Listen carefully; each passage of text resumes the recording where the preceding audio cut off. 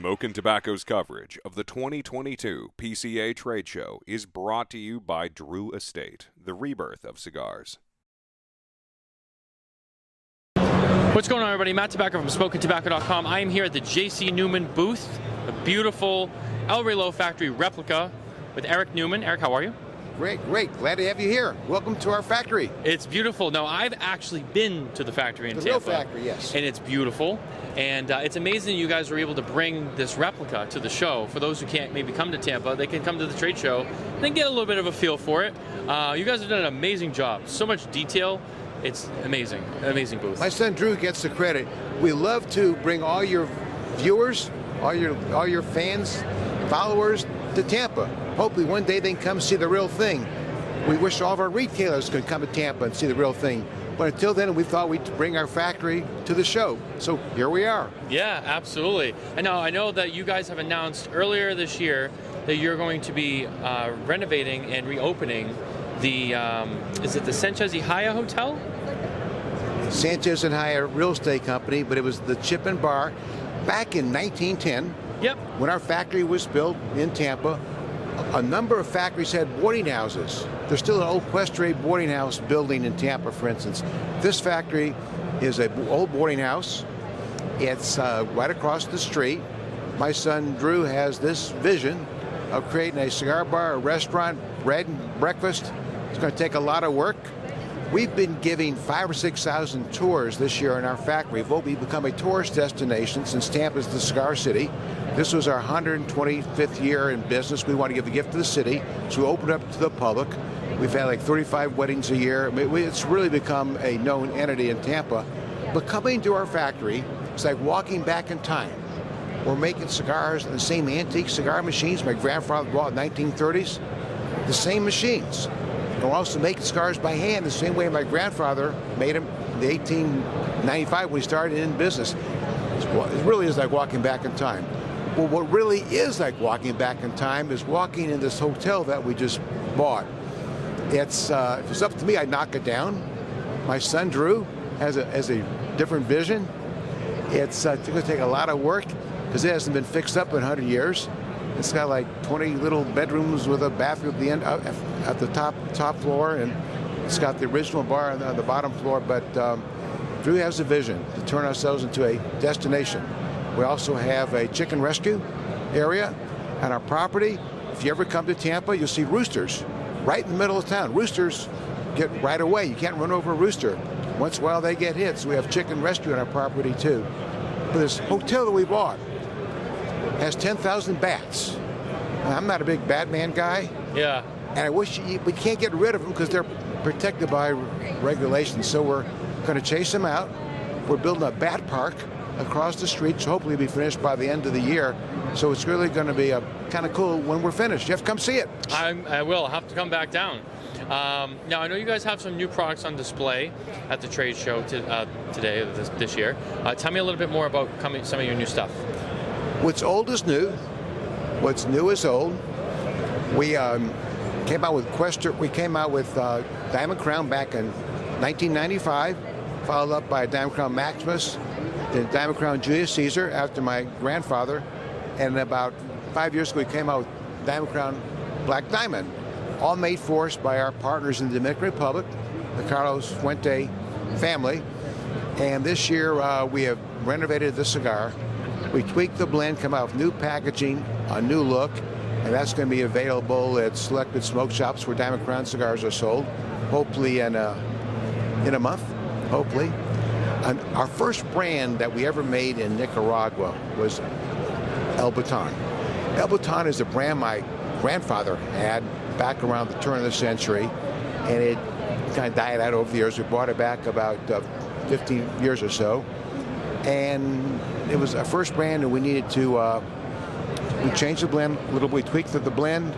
We changed the packaging. We kind of modernized it, and that is also going to be introduced in about 2 months. So we're excited about that. Should have in my pocket here. Oh, what do you got for us here? You got a little surprise? Ooh. Our new Craft Dimension Executive Series Cutter. Yeah, I've seen those. Well, we sell about $250,000 of our Craftsman bench cutters sell for $5. You know, the Yep. plastic ones, they really work. We want to have an upgrade. So this is a metal self-sharpening cigar cutter that we are introducing. It should be available by September. We're hopefully cautiously optimistic. And that's pretty much where we are. Yeah, you guys, you know, always have a great presentation. Always have something exciting to see. You have all the cigars and the display, the cutters I see were on display. They look really beautiful. Even our museum, you know, what's old is new, what's new is old. Right. We brought back old brands in our museum. We have the old brick house boxes, the new brick house. My grandfather was born in the only brick house in a village in Hungary in 1875. Yep. One of his first brands in this country was brick house at about 1900. Died out in the 30s. We brought it back about 15 years ago. The El Baton, we have the old box, new box, Diamond Crown, old box, new box. We've been around so long, we've kind of seen a lot. This is my 50th year with the company. Congratulations. Well, thank you. I was 24 when I started. Didn't know crap. Now here 50 years, I've probably forgotten a lot already, but it's been quite a ride.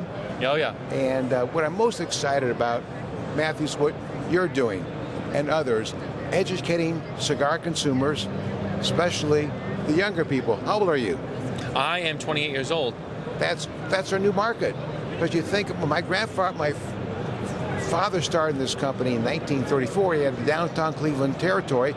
Everywhere he went, he was the retailer would tell him, "You're like a nice young man. There's no future in this business. Find another line of work." Goes to the next retailer, next tobacconist, said, "Nice guy, you know, you're a young man. You're 22 years old, but there's no future in this business. Only old men smoke cigars." My father went home, lived with my grandfather, and said, "Dad, I'm not sure I'm going to go in this business. Everywhere I go, only old men smoke cigars." My grandfather thought for a minute and said, "That may be true. This is 1934. But there's new old men born every day. That's the best we can do." Right. Old men used to smoke 5 cigars a day. Nobody smokes 5 cigars a day, or very few people. You can't find a place to smoke. We have a whole new generation of cigar smokers, your age, Yeah. maybe a little older, and they're just looking for information, looking for education, and they're really enthused about this. And it's great for our business. When I got in the business in 72, and I almost thought we were in the buggy whip business. You know what a buggy whip is? I don't think so. We used to have a horse and buggy in this country. Right. Before cars. Yeah. And you'd use a buggy whip. To hit the horse. Yeah. I thought we were in the buggy whip business one time, but there's been a resurgence of the cigar industry. Came in the mid-90s. A lot of the credit goes to Cigar Aficionado. Then we had a resurgence again last year with COVID, strangely enough, when people were stuck at home. Unfortunately, you can't smoke inside anywhere. People can't smoke at their offices, but people are stuck at home. When you're at home, you can eat what you want, drink what you want, smoke what you want. So it's great. But it's great you're introducing so many people, educating so many people to the art and enjoyment of cigar smoking. We live in a very hectic, stressful world, probably as stressful as I've ever seen it. I can't think of no other product that's made in this country or made anywhere that brings people together, relieves stress. You can go to Cigar Lounge, 2 people come there, 2 walks of life, a CEO and a custodian. What do they have in common? They sit down, they smoke a cigar together, they're talking about sports or politics and this and that, and they're best friends.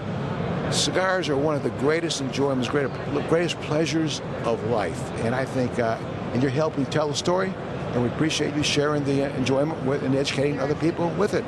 You know, we do it because we love it. It's a passion. It's our passion. We love it, and that's why we do it. God so we're bless happy you. to do it. Well, certainly. We're excited to be part of the next generation. God bless you. May it continue. Thank you. Thank you. Guys, stay tuned for more coverage from PCA 2022.